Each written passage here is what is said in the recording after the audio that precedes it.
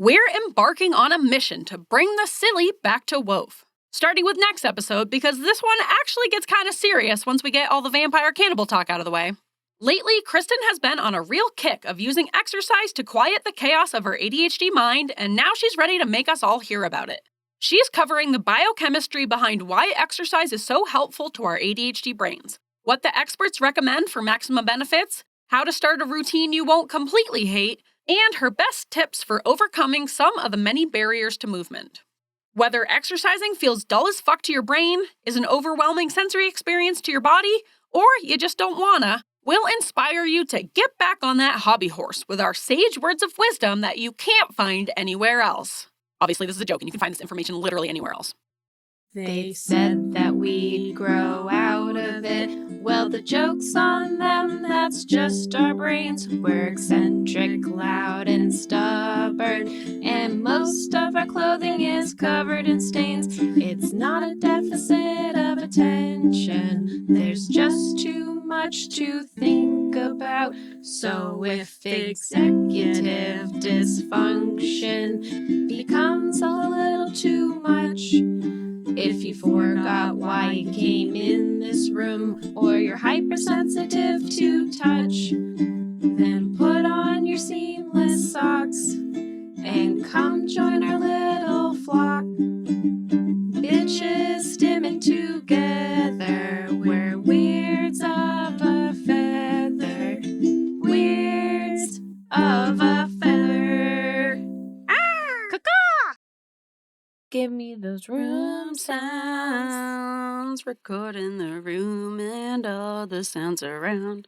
Room sounds. Give me Hear those my room sounds. All right, we're nice and silly for this episode. Yeah. I kind of like We were just talking about how to bring the silly back into the podcasting. WOAF. Bring the silly back into podcasting, and here we are. Being silly. Being silly little gooses. Just a couple little silly guys. Silly little guys. Yeah, I think Kristin and Grace. Just two silly guys. Two silly guys sitting in a padded room. In a padded room. Padded room. Yeah, I think we have been so excited about like doing some research episodes that sometimes it feels like we've kind of drifted away. Yeah, drifted away from our silliness. And we're still silly guys. We're still silly gooses. But not the way we were Don't before. worry. It used to be real silly. Yeah. Yeah, I think our earlier episodes were way more sillier. Yep. But I think we've grown. Yes. But it is also good to reflect back. Yes. And I like our silliness. I like the silliness, and I think we should bring it back. I agree. Bring back the silly. Put the silly back in WOAF. We have a serious topic today. Yeah. Speaking of silly. Oh, we didn't introduce the podcast. No, and we didn't do any warm-up questions or anything. But nah. So just like pre-chat. Pre-chat. Here we go. Let's get into the real chat. Welcome to Weirds of a Feather, an ADHD-adjacent podcast. I'm your host, Grace. And I'm your host, Kristin. We've got a serious topic. It's so serious. No, well, it's not that serious. It's not as serious as some of our topics. It's no depression. Ooh. Yeah. First, I get a great warm-up question, because this has been bothering me all right, for a while. Lay it on me. Are vampires considered cannibals? No vampires remain in Romania. That's a good question. Yeah. Yeah, do you have to eat flesh to be a cannibal? Like, you're consuming a human, but are they... But you're not necessarily You're technically not a human anymore, but you were a human. You're human-esque, right? Yeah, so you're not eating a fellow human. One type of tree frog eats another type of tree frog, it's a frog eating a frog. But vampires are technically dead. So, I don't know if they would be in the same category as they've humans. Moved on, but they were once human. But they're not anymore. It would be like if a zombie ate a human, it wouldn't be cannibalism, it would be like zombieism. If a butterfly ate a caterpillar. Would it? The butterflies don't have mouths. They just have that weird proboscis thing. Isn't that cool? Yeah. Cool fact. Now I'm just thinking That's an extra fact for you all. Yeah, a fun little extra... I might be wrong, proboscis? But I'm proboscis is that thing? It's like a big sucky long straw tongue, yeah, but it's a straw instead of a tongue. Did you know that caterpillars melt down into a goo in their cocoons and then they reform? I just thought How they were do we know this? I don't know. It's just a fact I have. Dissecting chrysalli. I don't know. I always thought that they just, like, went into their cocoons and worked on growing their wings. But no, they melt down into a goo. Jesus. So, like... You think... Okay, so here's another question, and we might have already talked about this. What happens to their soul? Is it the same guy? Have we talked about this on the podcast before? Have we? Or have we just talked about this? I can never know. Listeners, let us know. Let us know. You don't know either. Okay. First of all, we need to get back to vampires, but... Okay. Poll question number 1. Are vampires considered cannibals? No. I'm going to say no. You're going to say no? Yeah. I was going to say yes, because they were once human, and now they're not anymore. Consuming the humans. They're consuming humans. Yeah. They were once humans. They probably still have dead human DNA. All right, well, my zombie question still stands. Would you call a zombie a cannibal? I would say yeah. Would you?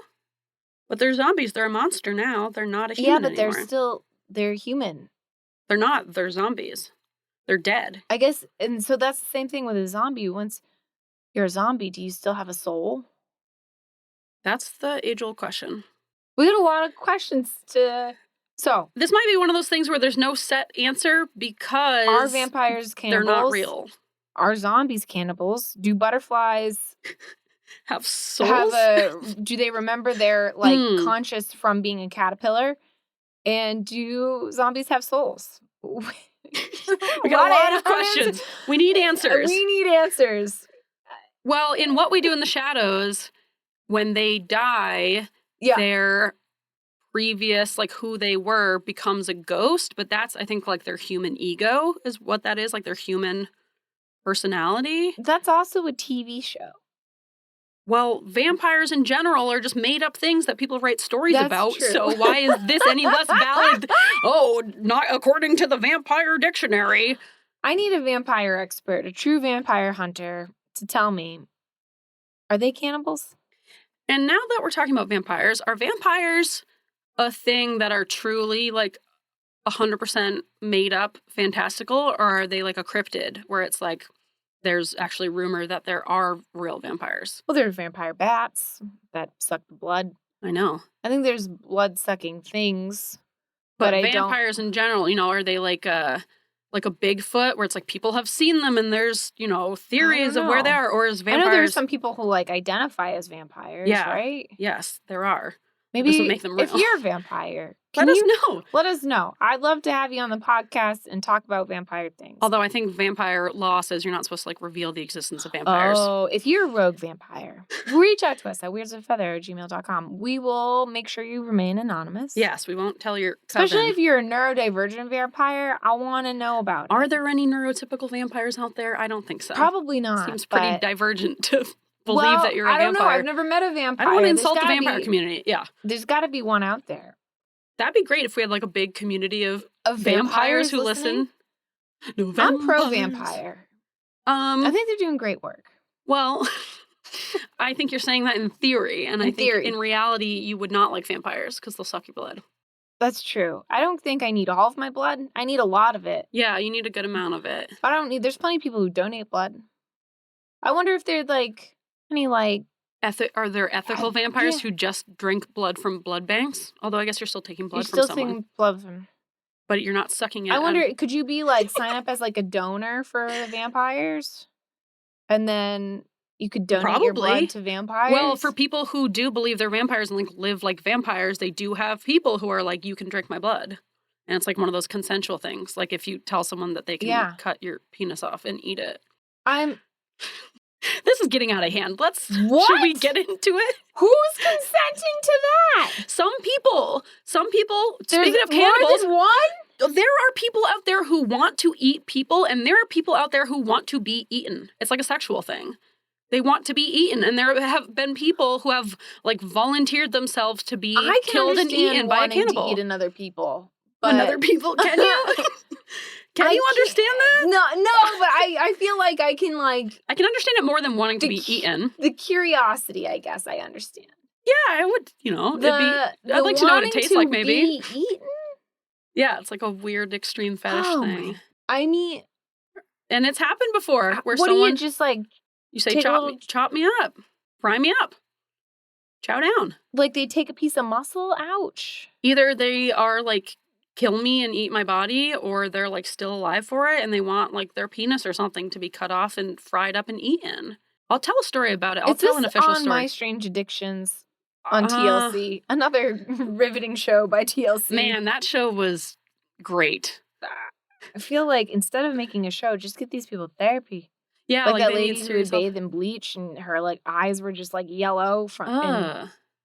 Or the woman who would eat paint or drink paint, and another woman who's eating her husband's ashes. The husband's ashes. Oh my! Eating a little bit at a time.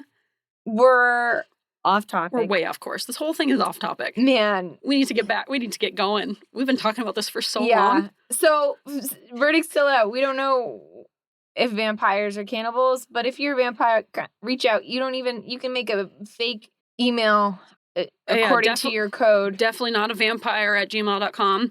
And if you're just like a regular person, we want to hear your theories about, I guess, if vampires. If you're a non-vampire, cannibalism. Let us know. Yeah. Or a zombie. Anybody from the zombie community, if you want to reach out to us and kind of clarify, like, if you have a soul, if...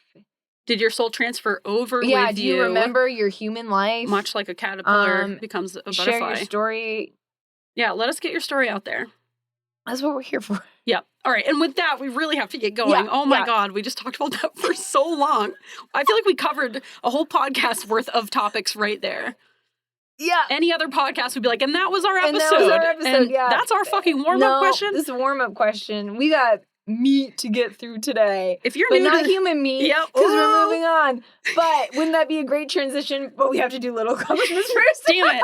You almost had it. I feel like this happened another episode ago where I had all these great transitions, but they were at the worst time. Yes. Happens quite frequently. Yeah.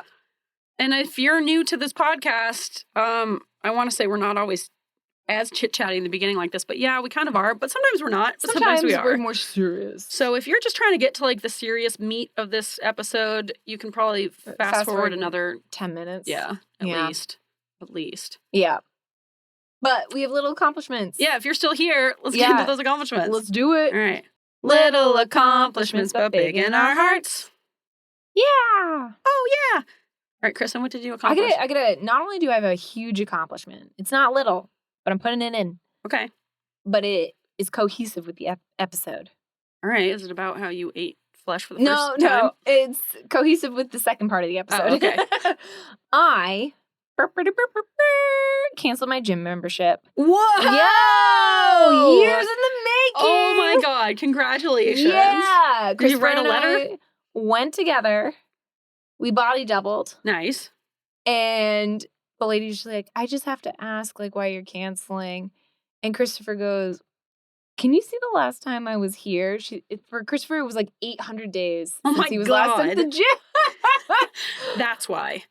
Yeah, so we both canceled our gym memberships. I'm really proud of us both. I'm proud of you. Did I get made fun of by my coworkers for waiting so long? Yeah.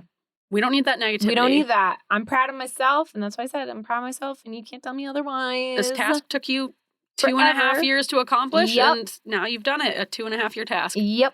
Yeah. Did it, and I feel great about it. I feel great for you. Thank you. The money you'll save. I know. I know. I don't even want to.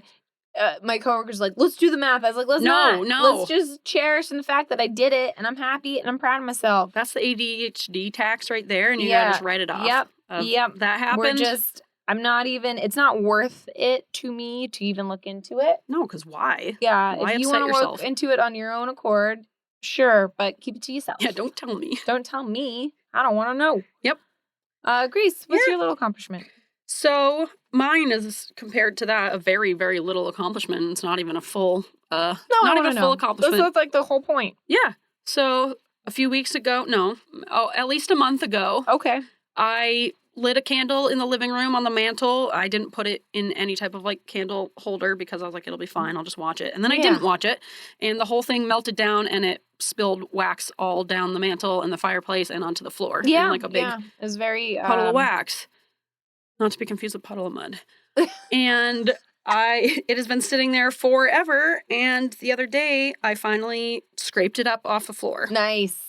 And then I still have to vacuum it and clean the rest of it. Well, but I did the first biggest part, which was like scrape all the big chunks. Proud of you. And sweep those up. You got those big chunks. I got the big chunks. And I'm proud of you. I'm halfway through this task. Yeah. It's only taken me 6 weeks. Right. And maybe in another 6 weeks it will be done. Who knows? We'll see. We'll see. That's for sure. Stick around to find out. That's exciting. I'm proud of you. Yeah, thanks. I'm pretty proud of myself. Yeah.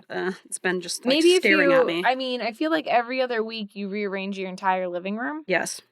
So now I think you've got a good setup right now. I got another poll question. Speaking of that, if you have ADHD, which if you're listening, you probably do, were you the type of kid who would like rearrange your bedroom all the time and like be rearranging your bedroom at 11 p.m.? Because I was that kid and Lily was that kid. I think I rearranged it a couple times. But yeah, it would be really spontaneous. It would be a big, like, I'm cleaning, I'm rearranging. This is the new me. This is who I am now. This is who I am now. And then I'd be real sick of it. Yeah, I just hit a day where I'm like, this all needs to change. Oh, these all got to come out. I do think, like, your living room is awkward. I know, that's what I'm saying. It's hard to, it's never right. Nothing is right in there. Every time I move it, I'm like, almost it, I guess. It's just an awkward room. What does Lily think? Because she's kind of the professional. I don't know. We don't have time for this today. Okay. We'll get into this privately about the arrangement of my living room. Yeah, I do like the way it's set up right now. Thank you. We'll see. We'll see if it lasts. It looks nice. And it has a floor that's almost clean of wax. There you go. There you go. Yeah, you're well on your way. Yeah. Should we get into the meat? Let's bite into this meat. Could be human, could be not meat. Yeah. We don't know yet. Could be Beyond Meat. It could be the Beyond Meat. This podcast is not sponsored by Beyond Meat. This episode is brought to you by Beyond Meat. No, it's not. No, it's not. No, it's not. It's not. It could be. It could be. Beyond Meat, reach out. Would we want it to be? We'll talk about cannibalism stuff. I don't know. Yeah. Are they a good company? I don't know. Seem fine. Yeah. All right. No, we don't have time. Anyway, yeah. So this meat is exercise. Exercise is the meat, and that's what we're talking about. I got things to talk about. Lately. Let's get rid of something to talk about. Lately, I've been exercising in the morning, which is early. I get up at 4:30-ish. What? Yeah, well, because it's a whole thing. God. And I've been exercising in the morning for my mental health, for my feelings, and I feel like it does make a difference about how I function in my day. More so, I feel it when I don't exercise because it's chaos. It's like absolute chaos. And I started exercising in the morning because I was so frustrated at myself for not exercising when I come home from work. So I'm like, let me just get the fuck up early. And then I tried it and now I'm feeling good. And then when I don't do exercise, I'm like, wow, I am like, my brain doesn't work. Like, I just don't know. It's like, it's so difficult. Yeah. So this episode's about the benefits of exercise with ADHD. There's so much information about this. Exercise for ADHD has been well studied compared to like ADHD as a whole. Like, I don't think there's a lot. Like, we don't know why it's caused and we don't know what the actual pathways in the brain are. And I know that's a lot for like a lot of different neurodivergencies and mental health and everything. But specifically for exercise, there are many, many resources, including I found books, I found podcasts, I found peer-reviewed journals, I found blogs. Tracy Ozuka from ADHD for Smartass Women famously talks about how she's tried every medication for ADHD under the sun, but she's a slow metabolizer and she's never really found a medication that works for her. So she exercises instead. She exercises in the morning. She does it as if it were her medicine. Yep. There's so much information about this topic that I feel like it's necessary to cover it. We may end up reiterating a lot of information that's already out there. That's like kind of how this works. But I want this to be like kind of an all-encompassing, it's going to be like a multi-part series is my goal, is to not only look at exercise and ADHD, but to also look at cerebellar function with ADHD, barriers to exercise in folks with neurodivergencies, as well as the association of neurodivergencies, particularly AuDHD and hypermobility disorders, and how exercise may look different in those individuals. That's the goal. So bear with me. Maybe you already heard all this stuff before, but I feel like it's necessary to go through. And if you haven't heard it, welcome. This is great. It's great. I'm really excited about it. I've been telling everybody at work all about this. I'm really excited. Have we done an exercise episode before, or did we just like mention it in an episode? I think we mentioned it, but I don't think we've done an exercise episode before, but I feel like there's so much. There's like a bajillion exercise. I think every ADHD podcast that's out there has talked about it. Yeah, it's just like so important for self-regulation. Yeah, it seems like. Exactly. And lastly, before we like really get into it, I do want to briefly discuss that we as WOAFers recognize that the exercising for your health or exercising to be healthy to the like over exercising addiction pipeline, it's a thin line between what's healthy and what's not healthy. When we're talking about exercise, we want to keep in mind that everybody's doing everything in moderation. Everybody is different. Basically, don't overdo it. Do what you can. Stretch. And we also want to point out that for many individuals, exercise is really hard. In particular, with those with disabilities, they might not be able to do the same exercises that people without disabilities can, or they might not be able to do it to the same extent. And we recognize that, and we feel for that, and we understand that. We also know that there are many people out there with sensory needs that might not be able to tolerate exercise or the conditions that go with exercising. Heat, sweatiness, sticky clothes, things like that. We get it. It's so uncomfortable to exercise. It is uncomfortable. Exercising sucks. So we have some tips also, right, about how to like reduce that, terrible overstimulation that I've got comes tips with exercise. Cool. From my personal brain. So this isn't going to be an episode where it's like, everyone just needs to, we all have the same 24 hours in a day. Exactly. That's nothing more privileged than that. Right. I definitely want to say that there are recommendations that are going to be made from experts on this topic, but we understand that there are recommendations and that everybody is different. Not everybody's going to be able to do the same things as everybody else. And a lot of these studies were done in like school children, so keep in mind, these are people without like chronic diseases and disabilities or, we get it. Aches and pains. Everybody is different. It's not going to be the same for everybody. We're not blindly saying that everybody should exercise as much as they can for their mental health because it's going to be better. It's not like that. That's true. If you're doing too much exercise or you're like putting too much emphasis on it and you're stressing yourself out, like, is that really good for your mental health if you're like making this exercise so terrible and difficult? Right. And you can really hurt yourself. So so stretching is important. Taking breaks. Doing what you can and not forcing anything that's all important. Yeah. And we get it. And I just want to emphasize that before we go into it. Okay. Yeah. So the first topic I really want to talk about is the biochemistry, which I know is everybody's favorite topic, biochemistry and like the behind scenes between exercise and ADHD. Grace, you've heard of the runner's high. Yes. It's like, after you run, you feel, or while you're running, you feel great. You feel good. While I'm running, I feel terrible. But I guess like it's like after you feel good after. And why is that? In your brain, it's well known and documented that exercise increases the release of neurotransmitters, specifically dopamine and norepinephrine. It stimulates that dopamine reward pathway. That's the same pathway that's affected with ADHD. Of note, that's like the same pathway that stimulants such as Adderall and Vyvanse work on, where they increase dopamine in like the synapses and activate this pathway. So it kind of makes sense from a biochemistry standpoint why exercise would work the same way as a stimulant would work. I'm not saying it's a replacement. Some people need a stimulant. Once again, everybody's different. Wasn't there that study that showed that like an hour of exercise was equal to like 4 hours on a stimulant medication, something like that? I didn't find that study, but so there's some experts here on this book called ADHD 2.0. That's where I got most of my information, by Dr. Howell and Dr. Brady. They're two ADHD experts with ADHD. They wrote a book, and they definitely recommend exercise first. And we're going to get into it. Okay.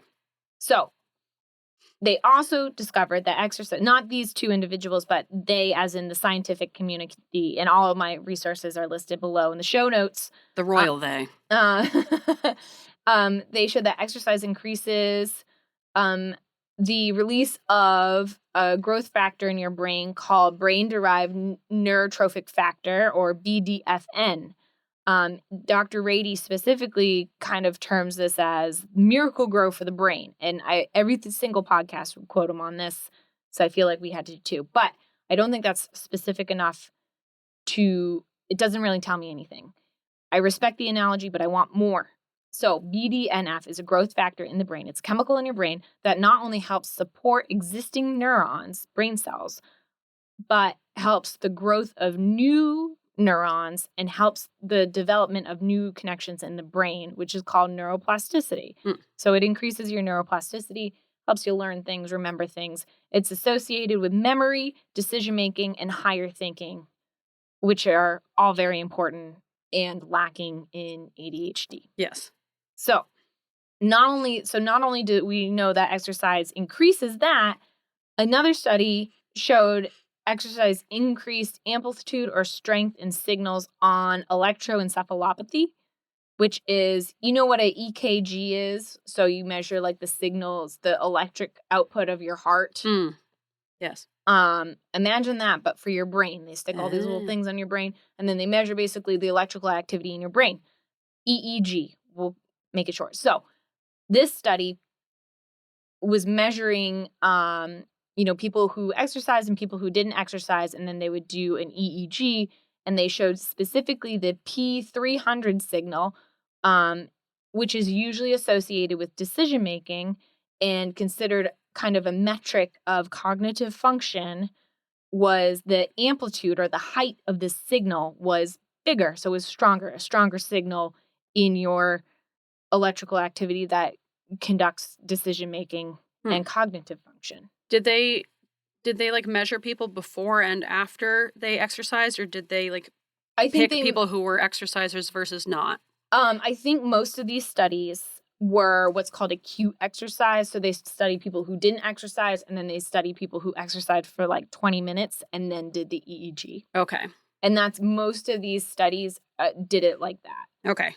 Because they keep talking, if you go back into the references, they keep talking about this thing called acute exercise, which I thought was really funny. Just never thought of it like that. But basically it means like they exercised and then immediately after they did like all the testing, or they made people do tasks or something. Okay, yeah, because I just want to make sure that, with all studies, it's not like, do they have this brain spike because they are exercisers, or are they exercisers because they have this brain spike and they're like good at getting themselves to exercise? It's acute exercise, so it's not like they've been exercising. I've been exercising my whole life. Exactly, and why can't you do it? You take a group of people. All right, so they measured half of them don't exercise, half of them exercise, and then they do the brain waves. Okay. And then so that's kind of more on the biochemistry end. And then in clinical trials, most of these studies were done on school children. Many studies, there are many studies, and I tried my darndest to kind of just sum it up. But many studies show that exercise prior to doing a task will improve the outcome, whether it be a child with ADHD or a neurotypical child. And I want to do a disclaimer on that because some of these studies were done in like early 2000s when, no girls were diagnosed with ADHD and it was mostly little boys and stuff like that. But I still think it's relevant. I know. I think about that with all studies when they're studying like ADHD kids versus not, or autistic kids versus not. It's like, are you doing proper measurements to make sure are they that those diagnosed kids appropriately? Yeah. And so, but I thought it was significant that like exercise in general will improve the outcome regardless of ADHD or nah. Yeah, that makes sense. In 2018, there was a study that showed physical activity of 20 to 30 minutes, acute exercise, so immediately before. The intensity was about 40 to 75% of your max heart rate, produced more or a better effect on your processing speed, working memory, planning, and problem solving in they said young people. I think it's like teens and children, which is nice. It's good. It's good, yeah.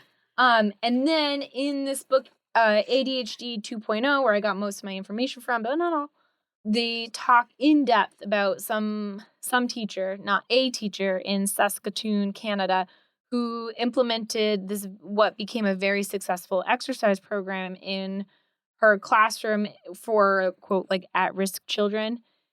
And this teacher basically said almost all these children had either diagnosed or undiagnosed ADHD.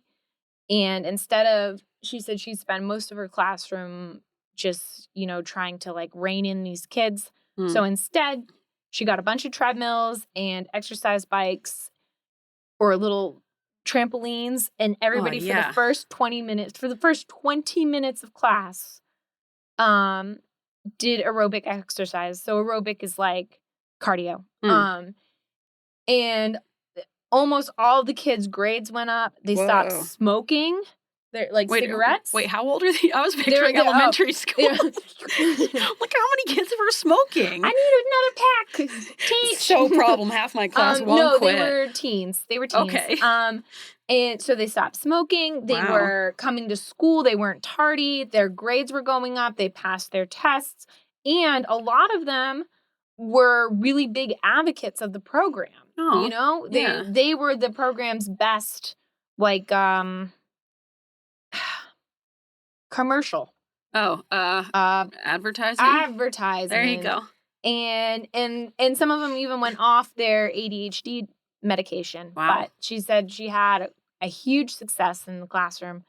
And that's amazing. The kids really benefited from it. So yeah, I bet. It makes sense. And I hate when you hear about like ADHD kids in school where, especially as when they're littler and they get in trouble. So then the teacher like takes recess away. It's like that kid needs recess more than anyone. That's exactly what they talked about in the book. Like it's so unproductive to do that because that's what they're probably just, understimulated and need, stimulation. They need exercise. And they need these chemicals and everything to like be able to focus and Exactly.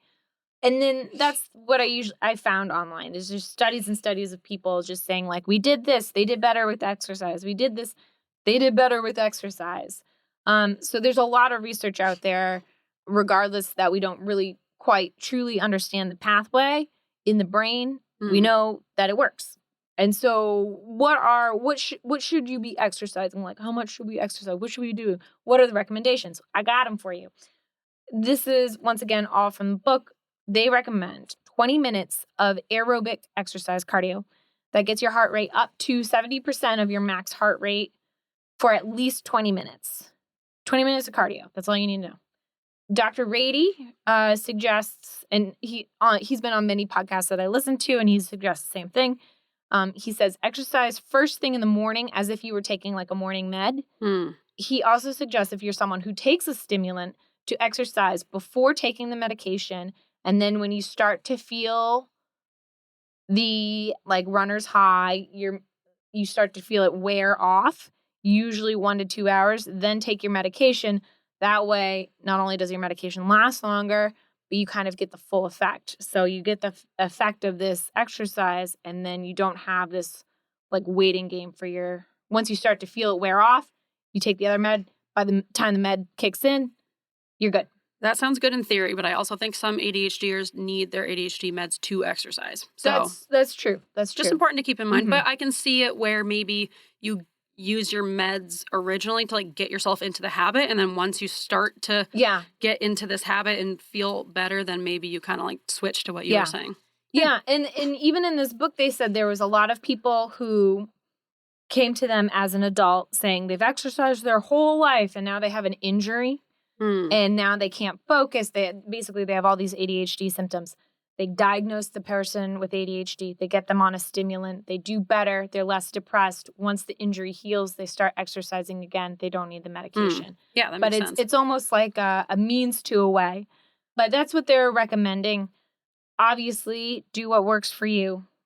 But that's what Dr. Rady has recommended. Also, I think I'm remembering now that we talked about exercise in a habits episode a long time ago. Remember where we did one about habits? Yeah. And I think that's the one where we were saying, like, yes, 20 minutes would be great, but anything is better than nothing, especially when you have that all or nothing thinking. I feel like these are recommendations. Yes, they're like not ideally absolutes. You would do this, but anything is better than nothing. Like if you walk for 3 minutes, that's better than not walking. Exactly. And I think we gave the advice to tell yourself that you're going to do like literally 15 seconds of this task. Yeah.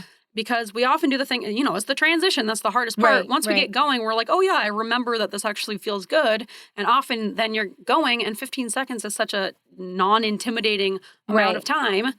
So, yeah, I think it's also, like you said, just, adjust it for yourself and don't fall into that all or nothing trap where it doesn't have to be 20 minutes. It doesn't have to be any type of cardio. It's just like whatever feels good to your body and whatever you're able to manage. Exactly. These are recommendations. They're not absolutes.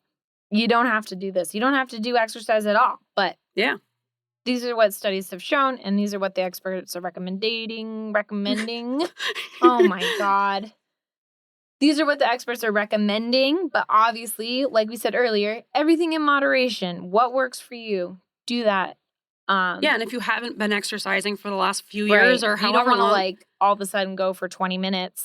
Yeah, that's like a lot. Every single day. Your knees are gonna really hate you. Yeah, and you don't want to do the ADHD thing where you get really, really into something and too hyper focus on it, and then you like burn yourself out because you're too intense about it. And I think when I started exercising, I would do like 10 minutes, especially in the morning. Like some days I would miss it.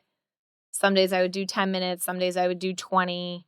And I'm still trying to, I don't really have a solid routine down, but we're getting there. You used to talk about how you would get up and like stretch in the morning too. So now that you're saying that, I feel like the biggest thing for you, especially because that's so early, is getting yourself just into the habit of waking up and moving your body in some way. That's the biggest challenge, So that's a good piece of advice to give yourself, like maybe work on keeping this habit of moving your body at this time or whatever. And then you can let yourself, if you're feeling good, do 20 minutes, 30 minutes. If you're not feeling good, do 10. And if you're really not feeling good, just do some stretching or rolling around on the floor or, something. So let yourself have that. Crawling in the yard. Yeah, do some crawling in the yard. Crawling in the yard. Pretty vigorous, I will say. Yeah. So, I mean, you could crawl in the yard for 20 minutes. Yeah. Your forearms will be jacked. Oh, yeah. 20 minutes. Like Popeye. You will not make it 20 minutes, I promise you. Even like 5 minutes. Yeah. It's so hard. Do it. I dare you. Get out there. Go crawl in your yard. Actually, when we talk about like balance and stuff, we'll probably talk about crawling in the yard. Yeah, it's good for your cerebellum. Crawling. We'll save it for a different episode, but fine. This episode is brought to you by Crawling in the Yard. Hi, I'm Barbara Gunt, and I started the Crawling in the Yard Coalition to increase public awareness about, you guessed it, crawling in the yard. Here at Crawling in the Yard, our official slogan is this: crawling in the yard hurts no one, it only gives. So get to crawling in that yard today. Your neighbors are gonna hate it. We guarantee it.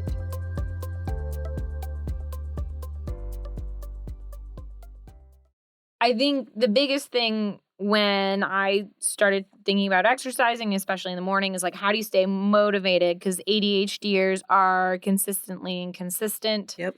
It's hard to keep habits. It's hard to develop habits. It's hard.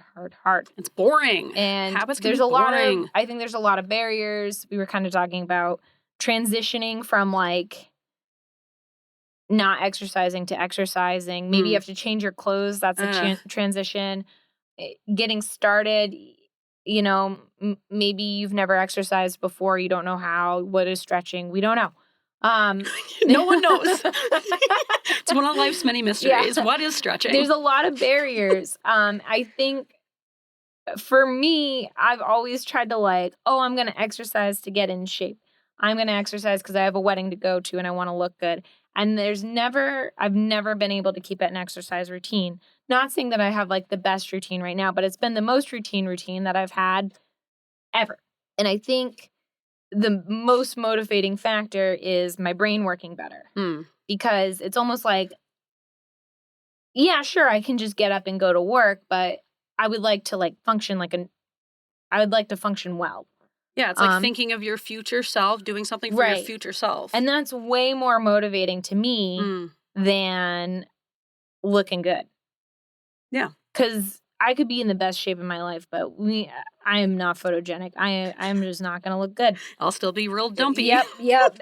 If there's a way to mess it up, I'm going to do it. Yep. But I think they put it best in ADHD 2.0. So I just want to read a small quote from the book that kind of really sums up everything. And then we'll get into Kristin's tips on exercising. Kristin's tips on exercising. So in this quote, they're referencing the being motivated to exercise, especially, getting up early. It sucks. It's hard. In other words, it's not an external goal, like wanting to lose weight for your upcoming reunion or buying the gizmo you've had your eye on that really works. Instead, it's asking yourself to remember how good exercise makes you feel that keeps you moving. And that's what keeps me moving is like, sure, I could sleep in, but I know I'm going to feel a lot better. I'm going to do a lot better at work. My brain is going to function a lot better if I get up and exercise. It is. And now that I've been doing it, it's like, this is for me and this makes me feel good. And I feel like now that you're saying that, you know, once you get into that habit of associating those feel-good chemicals with getting up early, it'll, you know, it becomes more and more motivating. But I feel like normally if it's like, get up early and just like get ready for work and be earlier or sleep in and like that will benefit you to get more sleep. Right. You know, it's like obviously you're going to choose sleep most mornings. So it's like, for sure. It would help me throughout my day to have more sleep. Yeah. But when you're throwing exercise in there, you're giving your brain something that's even better than more sleep that will help you throughout your day. So I feel like that's more motivating. Yeah, exactly. So I think to me, that's my motivation is to like function. My motivation is to function. And I have noticed a difference. And even what really caught my like attention is when I would skip a day, especially at work, I would try and skip, like I'd pick a day. I'm like, I'm not going to exercise on Thursday. I'm going to sleep in. Thursday's my clinic day, and I'm like, we're not doing that much. But Thursdays are really busy, I guess, for me, and I would really, really struggle. So now I realize I got to put in the work on Thursday because it's going to benefit me throughout the day. And you paying attention to that of like not punishing yourself on days where you don't exercise, but instead just being like, how does my brain feel compared to when I do exercise? Because I feel like that helps you take that punishment away from exercise where it's not, you're not bad for skipping exercise, but just pay attention to like how your brain and body feels and like, does it feel better when you exercise? Right. Yeah. Like, and it's almost like, I'm like, how did I like get by before, you know, without exercising? Cause I'm so foggy sometimes. And like, I'm like, what am I doing? And I'm forgetful. And then like when I exercise, it's like, oh, it's all better now. Yeah, I feel like exercise, like getting your body up and moving, I feel like I think of it symbolically of also like my brain getting up and moving. Right. And without that movement, I just feel so like dumpy all day of just like slogging through. Yeah. But it's like once I start to get up and over that hump of moving my body, then I'm like, oh yeah, I can get going and do things. And it just kind of like gets my brain kind of up and moving as well. Yeah. Yeah. All right, you ready for my tips? Lay 'em on me. I have a lot of barriers to exercise. The transition is really hard. The executive function to like time it. Yep. Even like the night before of like what I'm wearing, what time I need to go to bed. It's all really difficult for me, and it is still continues to be. It doesn't get easier. I think my motivation gets stronger as I continue to realize that I function better with exercise. But I think the barriers remain the same. Yes. So my number one tip is transitioning. In regards to transitioning, is to exercise at home. Like I said, I just canceled my gym membership. I'm really excited about it because I think exercising in the morning, I'm not going to go to the gym. No. That's another car ride. Also, like, what do I have to bring all my shampoos there or something? Sometimes I don't even wash my hair. Like, there's so much planning, too. There's a lot of planning. That's like a whole extra step. It's extra minutes to get into the car and go to the gym. There's a lot. So I exercise at home. I have a Peloton, and I, more than anybody here, because it's just us and you don't have a Peloton, understand how expensive it is. And it's a privilege, and I worked hard to get one. Not everybody can afford a Peloton. But there's other things out there. Like YouTube is for free. There's a great YouTube person called Fitness Blender. I think it's a husband-wife team. They used to be for free. I hope they still are free. I used to work with a bariatric surgeon who would recommend them. They have really good cardio workouts for home. And it's always like you need limited stuff. A workout mat, maybe light weights, maybe. And they're very, very, like, you're going to work up a sweat. There's an app called Go, like capital G-O, that has a lot of different workouts on it. And I think it's almost like, like a free Peloton, but without the bike part, you know? So you're just like air biking? Well, you're not air biking. They have like running, they have yoga, they have Pilates, they have all these different workouts with all these different instructors, and then you like rate the instructors. And that was for free for a very long time. And so I used that as well. And you could like adjust the music if you didn't want that music. So that was a really good app. But there's a lot of stuff online. There's a lot of different free options. You can always go for a walk or run outside. I know, maybe that's hard in the winter. Or in the summer. Or in the summer, depending on so dysregulated from the humidity. Right. Maybe you don't have sidewalks in your neighborhood. I don't have sidewalks in my neighborhood. I live in the suburbs. It's a problem. It is. It's an infrastructure problem. Unfortunate. Yeah, it's bullshit. It makes cities and towns less walkable. Yeah. I think the town I live in is the most unwalkable place there is. But bold statement. I digress. Yeah, so I would say exercise at home, that's a huge win for me because it's one less thing I have to care about. I don't have to worry about getting in my car. I don't have to worry about driving over there and setting up there. It just seems like wasted time. And I also feel like at home you have more options to maybe make it fun or like let yourself do stuff you normally like to do. Like if you have a show that you're watching and you're really enjoying, like, get a couple of, 8-pound weights or whatever and do some little weightlifting while you watch your show or bike or walk in place or right. And whatever. If you're someone who likes to lift weights, like that's, I don't know about that. I'm not a weightlifter, clearly. Maybe in one of your future exercise episodes, we should talk about weightlifting versus cardio because weightlifting is also very important. It is very important, especially for women, for their osteoporosis. Yes. And the prevention of it. But bone density. It is important, but I don't like the lifting. I'm a cardio person. I like the lifting. Lifting, I feel like, is easier than the cardio stuff. I feel like you can be more casual about the lifting, Yeah, but I feel like I have a hypermobility, so my joints are always subluxing, and that's another thing that I want to get into. It's another episode. Okay. But we're moving on. So exercise at home, the transition is easier if you can. Obviously, if you can't, these are just tips. You don't have to do them.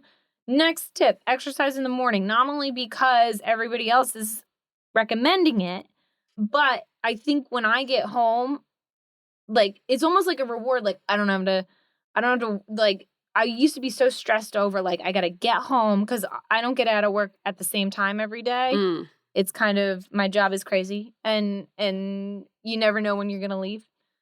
So I'd always stress about like, what time am I going to get home? And then as soon as I get home, it's like rush to like do whatever you need to do and then cook dinner and then get ready for bed. It was very rushed and I really enjoy getting home and relaxing and not having to worry about like getting that workout in or anything. It was so much stress. That's a good reward for yourself. And it's just not worth it. So I don't do it anymore because it's so stressful. And I really, really, it's almost, it's a reward. I get to go home. I get to relax. I can sit on a couch. I also feel like it's me with nighttime plans where you have so much time to make up excuses all throughout the day of why you shouldn't exercise that day. Yeah. So, it's like, oh, I'm so tired. And this case popped up and now I can't possibly exercise after work. I had a bad day. I don't want to do it. You know? Throughout the day, you have like a finite amount of willpower each morning. Yes. And throughout the day, you use up your willpower for different things. Yep. Yeah. And so often we're just like drained of any willpower by the end. I don't even try to work out in the afternoon or when I get home unless it's really nice out, and maybe I'll go for a very slow walk, but nothing more than that. Another thing for transitioning in executive function is plan your outfit because it's hard. It's like deciding what to wear every day is really difficult. That's why I work at a place where I wear scrubs all day. And they provide you scrubs. That's why you became a PA. It's like part of it. I don't think I could work in if they don't provide me scrubs, I'm not working there. Yeah, I need like a school uniform. I need you to tell me what to wear. And scrubs are so comfy. They're so comfy and I don't even have to wash them. I show up in joggers and a t-shirt and then I change immediately into scrubs and that's what I'm wearing. That's great. There's no like, let me, do these pants go with this shirt. No. But with working out, you need to figure out like what you're going to wear for clothes. And so sometimes, depending on the workout, I try to pick it out the night before. That way I can just get up and I'm like, this is what I'm wearing. Like, the less decisions in the morning about what I'm going to do, the better. Mm. Because I think the more I have to sit and think about it, the more that's a barrier. Yep. So it's, if you pick it out in the morning or have like a concept of it in your mind of like, this is what I'm going to wear, and it's in the drawer and I'm going to pick it out. So plan your outfit, and it doesn't have to be anything cute, especially if you're working out at home. Sometimes I work out in my PJs. Nice. Like if it's like a yoga or Pilates or something, I'm not wasting good gym clothes. I'm just going to work out in my PJs and call it. And the focus should be on comfort, not looking cute, because if you're uncomfortable, like as cute as the outfit is, you're just not going to do it. You're just going to avoid it. So what's the point? And that kind of, slides into sensory needs. I think there's a lot of sensory needs with working out. It's too hot. Outside is too cold. There's a lot of sweat. There's a lot of sticky. There's smells. Clothes are tight. Bras are uncomfortable. I think the number one thing that was a win for me was the front zipper bra. And I think they've come a long way since my first front zipper bra. My first front zipper bra. Yeah, not a great choice. They're like industrial zippers now, which is great. And you don't have to have that terrible sensation of trying to take off a tight, sticky, wet, gross bra. Yep. That was a win for me. I also sometimes wear PJs to work out, and I only wear comfy clothes to work out. I'm not cute working out, and I don't try to be. You shouldn't be. I would also add in there some kind of hair management system if you're like me and you're very bothered by like flyaways and loose hairs like touching your face or touching your neck, like some kind of headband or ponytail situation. Get it up out of the way. Yeah. Have something that's like, it's not, because often when I'm already like overheated and I'm like sweaty and uncomfortable and then my hair is touching me, it's like, that's the last thing I need. You're pushing me over the edge. So, or like sometimes like if I'm on the Peloton bike, I get a little towel so I can like dab my face. Or a sweatband if sweat dripping bothers you. Like it bothers me a lot. Exactly. And then after I'm done, I should stretch more, but I usually just immediately go and take like a cold shower. And there's like, and it feels really nice. Yeah. It does feel good. Yeah. And then Grace, you thought of this, making it fun, changing it up. Yeah. Make it interesting. Like I said, I do the Peloton. This is not sponsored by Peloton in any way, shape, or form, but I do benefit from changing my exercise plan. So I'm not a person who can bike every day, 20 minutes a day on the bike, 5 days a week, whatever. Snooze. Yeah, it's very boring to me, no matter how fun the instructors are. So I change it up, and sometimes I don't know what I'm doing until that morning, and it kind of depends on how I feel, and I change it up. There's a lot of different, like I said, there's many different things you can do. Do what speaks to you. And that way you have flexibility in your schedule as well. You have like the set routine, but flexibility within that routine. It's like which is important. A flexible routine. Yes. And that's like perfect. Yeah. And then, when it comes to making things fun, I would say just think back to like what you liked to do as a little kid back when, I know some people, like especially people with disabilities, like exercise was never a fun thing. Yeah. It was always like for mobility purposes or punishment or something you have to do. But for a lot of little kids, like movement and exercise is very incorporated into play and fun. Yeah. And then we kind of like lose sight of that as we get older, and then sports aren't for fun anymore. They're for serious. And so, just kind of like really thinking back to all those silly ways that you would move your body as a little kid that you would never think of as like stereotypical exercise, like playing with a stick in the yard or like building a fort or, like doing hula hooping or things like, people are playing pickleball a lot these days. Yeah, rollerblading. The pickleball's really taken off now. People are loving pickleball. Yeah. And it's a great exercise. It is. So for those of you who just really, really dread exercising and you've kind of always seen it as punishment and you struggle to get yourself to like do anything that's not fun and stimulating, like, I don't know, try to think of some creative ways to make it more fun and stimulating. You know, play tag with your friends in the yard, Like I feel like we lose all those joys of childhood of just like playing the silliest games, animal capture. Oh, well, there was a reason why we had to stop that. Yeah. Yeah. Tie Jake to the tree. And we forgot about him. And we also shouldn't, because we used to like catch people with a jump rope, but we'd like lasso them around the neck by accident, right? Yeah. So I think once my mom saw us doing that, she was like, we're done.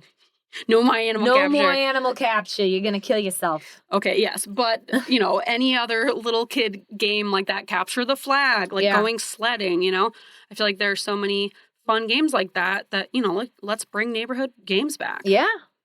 I'm all for it. Yeah. I have one more recommendation. It's the hardest of them all. All right. Going to bed early. Yeah. Sucks. I'm struggling so much with that of late. I don't know. I'm just having such a hard time going to bed on time.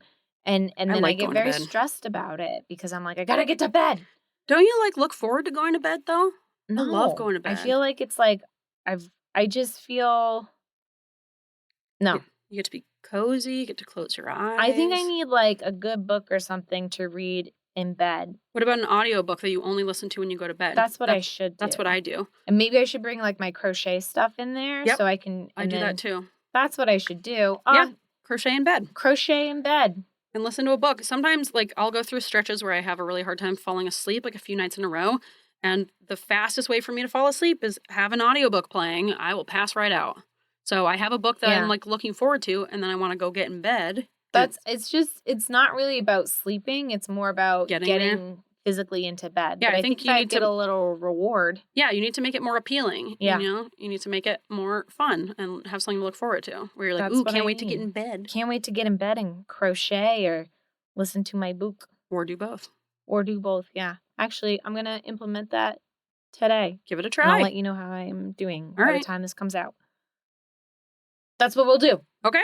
Thanks, guys, for listening to me. That's it? Yeah, that's all I have. Okay. All right. Yeah, but I hope this has been informative and fun because that's our goal. I really do believe that there's benefits to exercise. I recognize that not everybody will benefit from exercise because exercise is difficult. Some people say they don't get the runner's high. Really? Which I could see. Interesting. Yeah. I guess why would every single person benefit the same from this Right. thing?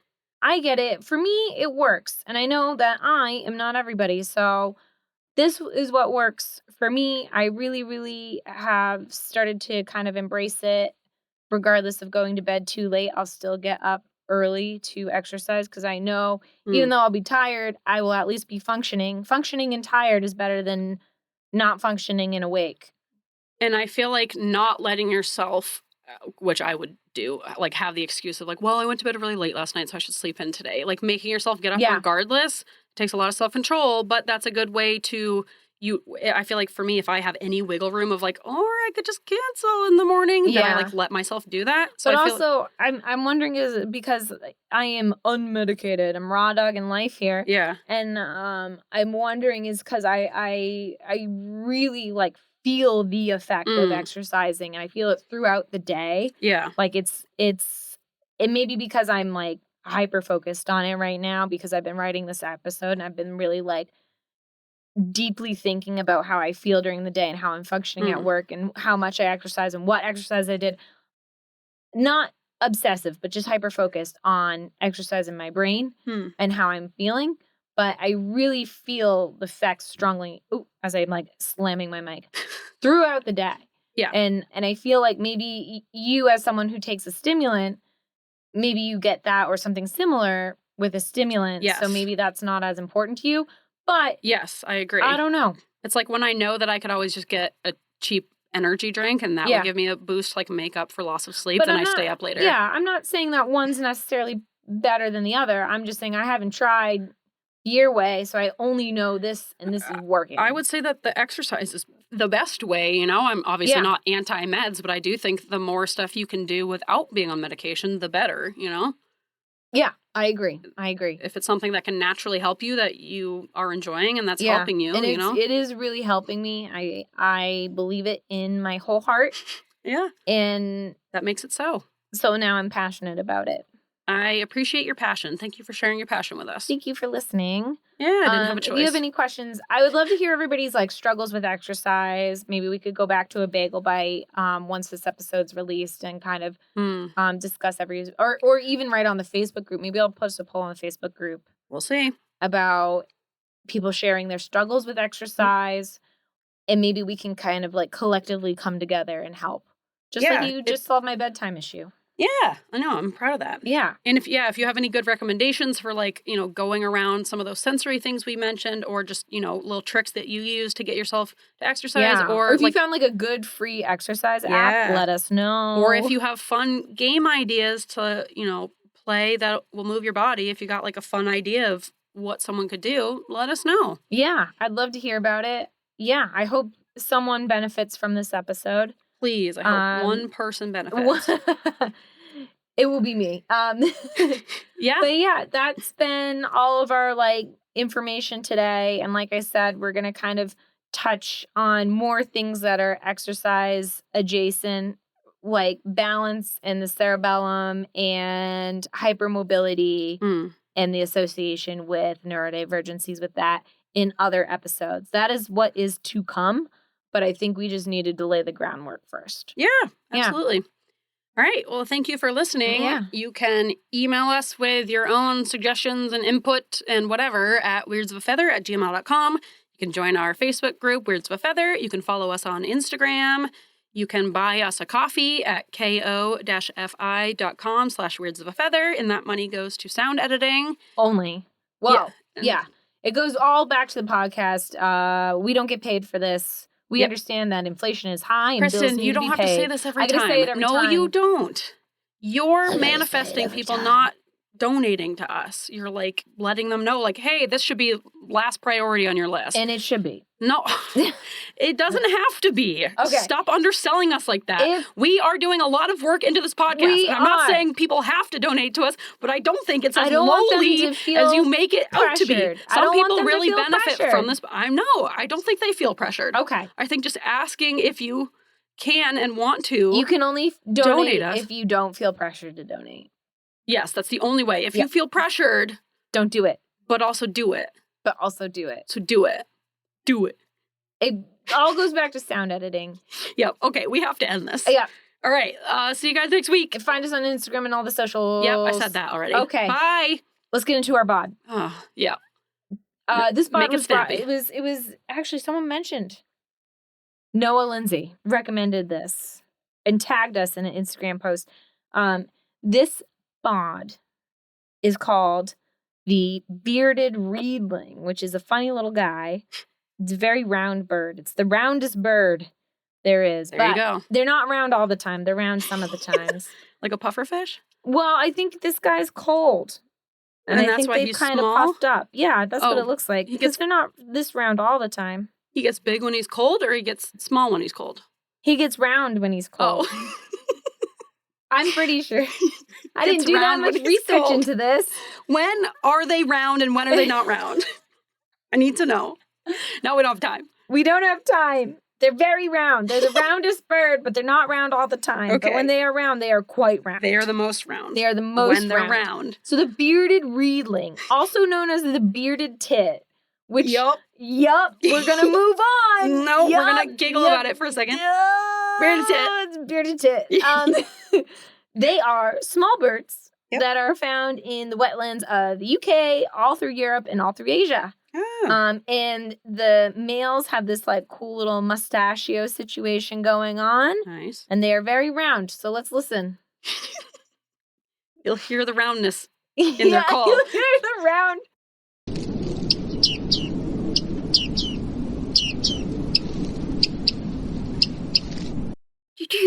Yeah. How's that? You nailed it.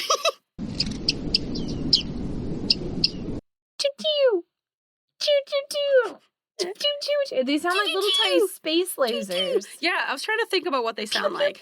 Or some kind of pinball machine. Yeah. I feel like even with the simplest of bird calls, we're still way off. Oh, for sure. Like, this is just your most generic bird call ever. And we're like, just absolutely butchering totally off. We need lessons. Yes. Someone should train us. Yeah, on bird calling. Bird calling 101. Yeah, exactly.